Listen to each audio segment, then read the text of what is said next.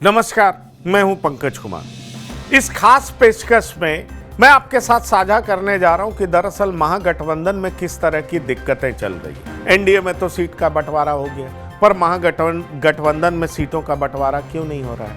क्यों मुकेश सहनी को कहना पड़ा कि महागठबंधन बीमार है और बड़े से बड़े डॉक्टर दिल्ली में बैठे हुए हैं। दिल्ली में जब वो डॉक्टर मिलेंगे तो उनका इलाज होगा, महागठबंधन स्वस्थ हो जाएगा। अब आपको बता दें कि कल लैंड फॉर जॉब मामले में राबड़ी देवी, लालू यादव, तेजस्वी यादव, इन सब की पेशी है। ये तीनों दिल्ली में होंगे और इनकी पेशी के बाद ये जान लीजिए कि राहुल गांधी विदेश से लौटे, राहुल गांधी से इनकी मुलाकात है। और दरअसल जो मेरे पास जानकारी है कि मामला आरजेडी और कांग्रेस के बीच में फंस कहां रहा है, ये मैं आपको बताना चाह रहा हूं। कितनी सीटों पर फंस रहा है ये भी आप जान लीजिए। आपको बता दें कि कांग्रेस के प्रभारी अल्लाह वरू बेहद सख्त नेता है, अपनी पार्टी के लिए बहुत कमिटेड है। वो अपनी पार्टी के लिए कमिटेड है, अपने टॉप लीडर के लिए कमिटेड है, इसलिए बिहार में हार्ड बार्गेन कर रहा है। अल्लाह वरू का मानना है, क्योंकि हमारे सूत्र बताते हैं, अल्लाह वरू का मानना है कि बिहार में कांग्रेस को खोने के लिए कुछ नहीं, पाने के लिए ही। इसलिए अगर हमें झुकना है तो हम जनता के सामने झुकें, हम अपने कैडर के सामने झुकें। और यकीन मानिए अल्लाह वरू के रवैये से कांग्रेस के कार्यकर्ताओं का जोश कई गुना हाई है। वजह बहुत साफ है। आपको याद होगा भक्तचरण दास ने कुछ ऐसी मांग की थी तो लालू प्रसाद ने उन्हें भक्तचोनर दास करके पूरे तरीके से डिमोलिश कर दिया था। कांग्रेस कार्यकर्ता धाराशाही दिखाई पड़ते थे, पर अल्लाह वरू वो नहीं है। यकीन मानिए अल्लाह वरू 65 सीट पर चुनाव लड़ना चाहते हैं, ये मेरे पास पुख्ता जानकारी है। और 5 सीट भी इसलिए छोड़ना चाहते हैं 2020 की तुलना में, क्योंकि अल्लाह वरू जानते हैं कि कई सारी नई पार्टियों का एंट्री हुआ और कई सारी नई पार्टियों का एंट्री हुआ, इसलिए हर बड़े दल को अपने कोटे का सीट छोड़ना पड़ेगा। और आपको पता है लेफ्ट भी ज्यादा सीट की मांग कर रही है। जेएमएम को भी अभी तक एंट्री नहीं मिली है। वीआईपी पार्टी भी बहुत सारी सीटों की मांग कर रही है। ऐसे में अल्लाह वरू को लग रहा है कि हम 70 से 65, 64, 63 इससे कम पे नहीं आए। और आरजेडी का जहां तक सवाल है तो आरजेडी 10 सीट कम देना चाहती है, मतलब 65, 64, 63 पे अगर अल्लाह वरू तैयार भी हो जाए तो आरजेडी 53 से 55 सीट तक जाना चाहती है, उससे ज्यादा नहीं जाना चाहती। लड़ाई यहीं पर, बात यहीं पर नहीं बन रही है। आरजेडी के नेता ऑफ द रिकॉर्ड कहते हैं कि भाई जितनी राजनीतिक हैसियत है कांग्रेस उतनी ही सीट लेगी ना।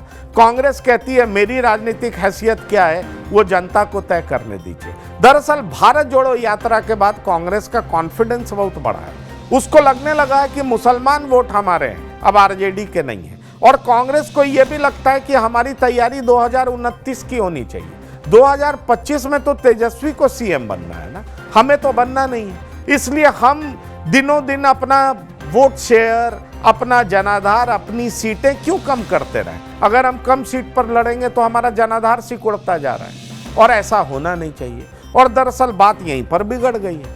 अब मौका इस तरीके से बना है कि भाई राहुल गांधी जो कि बॉस हैं पार्टी के, वो विदेश से लौटे हैं और कल राउज एवेन्यू में जो लालू परिवार के मुख्य 3 लोग हैं उनकी पेशी है। अब समझिए कि इस पेशी के बाद क्या होगा, तो राहुल गांधी तय करेंगे कि भाई कितनी सीटों पर लड़ा जाए, क्योंकि अल्लाह वरू तो तैयार हुए नहीं, वो प्रभारी हैं। और दरअसल मेरे पास ये भी जानकारी है कि इस बीच में मध्यस्थता की भूमिका निभा सकते हैं अखिलेश सिंह, डॉक्टर अखिलेश सिंह, पार्टी के पुराने नेता, पूर्व प्रदेश अध्यक्ष, लालू परिवार से बेहतरीन संबंध रखने के लिए जाने जाते हैं। पर अल्लाह वरू इज अ टफ गाय, ये बात आप जान लीजिए।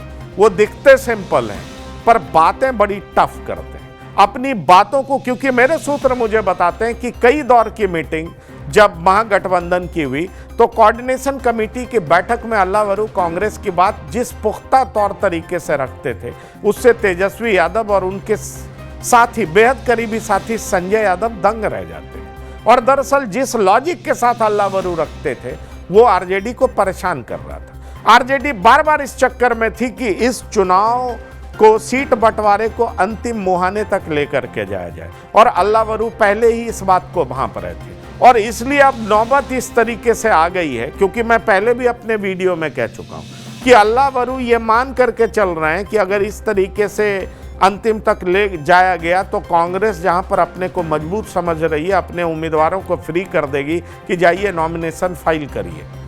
हम अपने उम्मीदवारों को रोकेंगे नहीं जो हमारी नज़र में टफ हैं, जो हमारी नज़र में जीत सकते हैं, जो हमारी नज़र में कांग्रेस के मजबूत सिपाही हैं। अब जरा सोचिए कि अल्लावरू जिस तरह की पोस्चरिंग कर रहे हैं, ऐसा दिखाई पड़ रहा है कि दिल्ली में अब उसको तय करने के लिए, उसको पुख्ता करने के लिए, एकजुट रखने के लिए मीटिंग रखा गया है।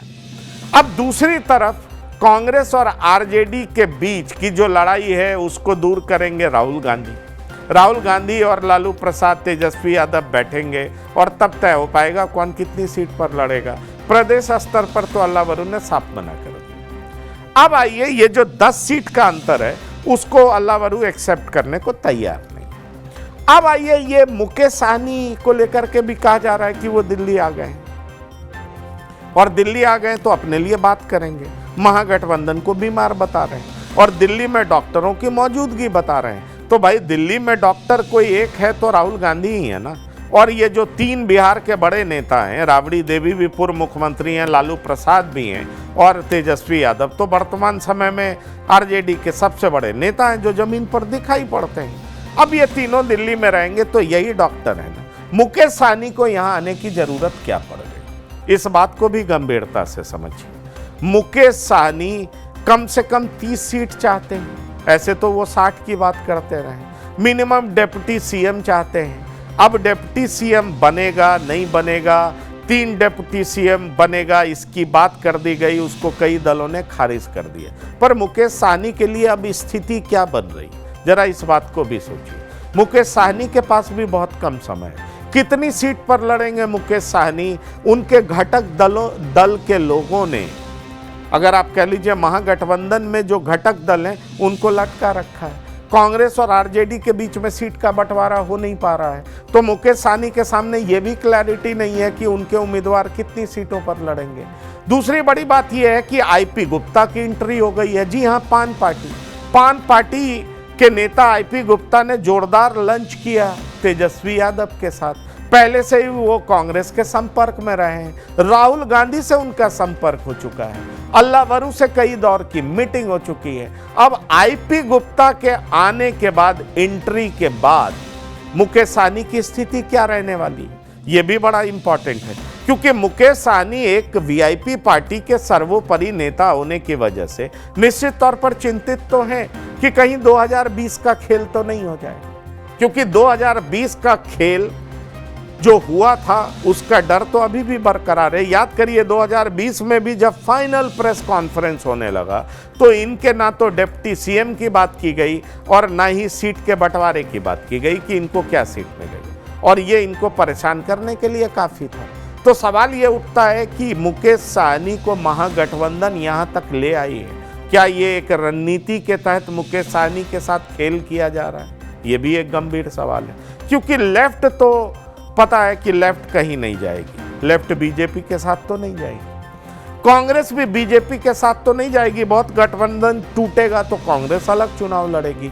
मुकेश सहनी के पास कई विकल्प हैं, बचे हुए हैं। वैसे एनडीए ने आज सीट का डिक्लेरेशन कर दिया है। अब सीट का डिक्लेरेशन कर दिया है तो मुकेश सहनी के लिए भी ऑप्शन कम हो रहे हैं। पर चलिए, अगर सीट का डिक्लेरेशन हो भी जाता है तो क्या बीजेपी अपनी सीटें मुकेश सहनी के साथ शेयर करेंगी, या कुछ दिन पहले जेडीयू के सर्वोपरि नेता नीतीश कुमार के साथ मुकेश सहनी की मीटिंग हुई, क्या उसका इम्पैक्ट दिखेगा? ये तो बात की बात है, लेकिन ऑप्शंस तो लिमिटेड हो रहे हैं ना, और ऑप्शंस लिमिटेड होंगे तो फिर आरजेडी कांग्रेस कहेगी कि भाई हमारे पास तो इतनी सीटें ही हैं, हम आपको इतना ही दे सकते हैं, आप हमारे साथ रहिए तो रहिए, नहीं रहिए तो अब हम क्या कर सकते हैं। और निश्चित तौर पर यही वो बड़ी वजह है कि अब मुकेश सहनी ये कहना शुरू कर दिए हैं कि महागठबंधन बीमार है और डॉक्टर दिल्ली में है। याद करिए, ये जो हुआ था मुकेश सहनी के साथ 2020 में, क्या महागठबंधन के कुछ घटक दल ऐसा ही करना चाहते हैं या ऐसी परिस्थिति पैदा कर देना चाहते हैं कि मुकेश सहनी जो है खुद ही नाराज होकर के चले जाए, उनको इतना कम सीट ऑफर करें कि नाराज होकर के चले जाएं। अंदर खाने बहुत सारी खबरें, ये बात आप जान लीजिए। पर मुकेश सहनी को तेजस्वी यादव पर बहुत भरोसा है, मुकेश सहनी को राहुल गांधी पर भी बहुत भरोसा है। पर राजनीति में भरोसे जैसी चीज बहुत लंबी नहीं होती। राजनीति में अपना दांव खेला जाता है और अपने इंटरेस्ट के हिसाब से ही लोगों पे भरोसा किया जाता है। इसीलिए मुकेश सहनी ने कहा कि महागठबंधन में लोग बहुत बीमार हैं और दिल्ली में डॉक्टर बैठे हैं, इसका इलाज दिल्ली में ही किया जाएगा। तो गंभीर सवाल ये है कि 10 सीट को लेकर के आरजेडी और कांग्रेस के बीच में पेंच फंस रहा है। ये बात हम आपको पुख्ता तौर पर बता दें और इसका उपचार करेंगे राहुल गांधी। अब राहुल गांधी ही वो डॉक्टर हैं जो इसका इलाज कर सकते हैं। और दूसरी बड़ी बात, जो मुकेश सहनी कह रहे हैं कि हम दिल्ली जा रहे हैं, दिल्ली में ही डॉक्टर बैठे हैं, तो मुकेश सहनी कितनी सीटों पर लड़ेंगे?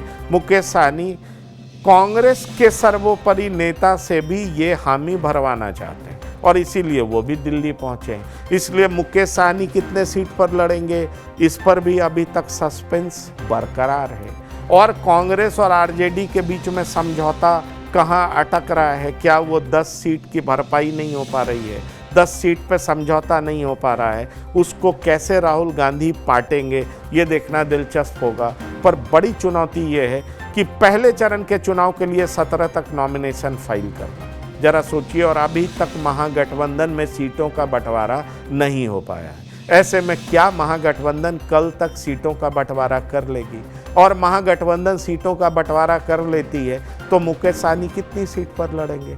झारखंड मुक्ति मोर्चा को एंट्री मिलेगी। आईपी गुप्ता तो न्यू एंट्रेंट दिखाई पड़ रहे हैं। पान पार्टी पान चबाते हुए मजे लेती हुई दिखाई पड़ रही है, लेकिन मुकेश सहनी को दिल्ली दौड़ना पड़ रहा है। और यही वो सवाल हैं जिनके जवाब ढूंढने के लिए मुकेश सहनी भी आ रहे हैं। लालू परिवार के जो प्रमुख 3 नेता हैं वो भी पहुंच रहे हैं। राहुल गांधी इसका जवाब निकालेंगे और निश्चित तौर पर अगर सब कुछ निकल जाता है, हल मिल जाता है, तो कल शाम तक आप ये उम्मीद कर सकते हैं कि महागठबंधन में सीटों के बंटवारे को लेकर के बड़ा फैसला हो पाएगा। तो इस खास एपिसोड में इतना ही।